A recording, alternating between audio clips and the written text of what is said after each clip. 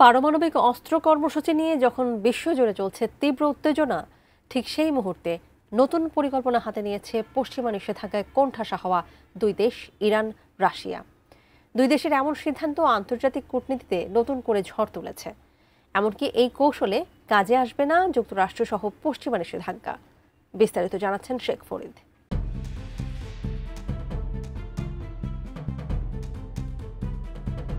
নতুন একটি rail line তৈরি করতে যাচ্ছে রাশিয়া এবং ইরান।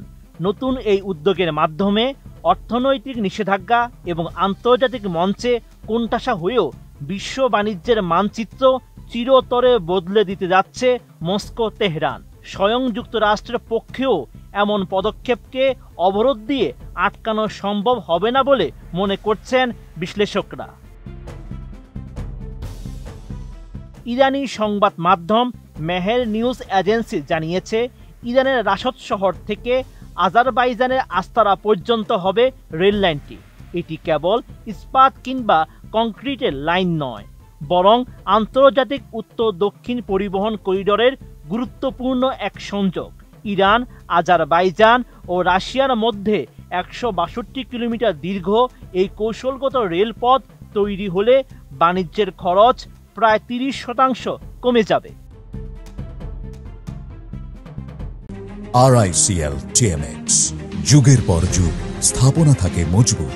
বিশেষজ্ঞরা বলছেন, সবচেয়ে বড় পরিবর্তনটি আসবে পণ্য পরিবহনের সময়সীমায়। আন্তর্জাতিক উত্তর দক্ষিণ পরিবহন করিডোর সংযোগ চালু হলে 37 দিনের পরিবর্তে মাত্র 19 দিনের পণ্য পরিবহন করা সম্ভব হবে। অর্থাৎ সুয়েজ খাল ব্যবহার করে পণ্য পরিবহনে যে সময় লাগে তার প্রায় অর্ধেক সময়ে পণ্য পৌঁছে যাবে গন্তব্যে। বিশ্বের কঠোরতম নিষেধাজ্ঞার মুখে থাকা রাশিয়া ও ইরানের অর্থনীতির জন্য এটি বিশাল স্বস্তি।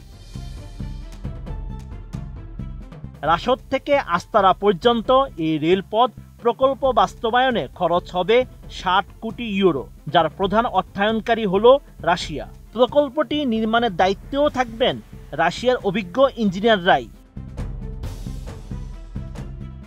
এই রেল করিডোরের সবচেয়ে গুরুত্বপূর্ণ দিক হলো এটি পশ্চিমা নৌশক্তির প্রভাব থেকে পুরোপুরি মুক্ত। সুয়েজ খাল বা মালাক্কা প্রণালীর মতো সামুদ্রিক পথে যুক্তরাষ্ট্র যে খবরদারি চালায়, এই রেলপথ চালু হলে তা থেকে মুক্তি পেয়ে যাবে রাশিয়া ও ইরান। গুরুত্বপূর্ণ এই রেলপথ রাশিয়া ও ইরানকে সমান্তরাল অর্থনৈতিক ব্যবস্থায় বিচ্ছিন্ন দেশ থেকে অর্থনীতির নতুন খেলোয়াড়ে পরিণত করবে। Sheikh Farid, ATN news.